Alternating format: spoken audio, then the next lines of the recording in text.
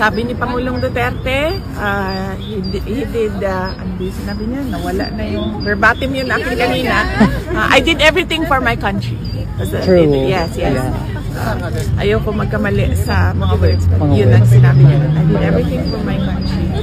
At tanggapin nyo man daw o hindi yung kanyang statement, ayan yung kanyang statement. At gusto na niyang paulit-ulit yung tanong niya kung kailan siya ibabalik at maibalik sa Pilipinas. So yan yung kailangan pagtrabahuan nating lahat ngayon.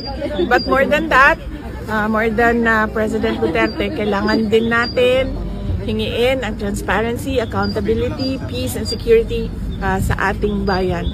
And we can start doing that with selecting the correct senators sa darating na halalan.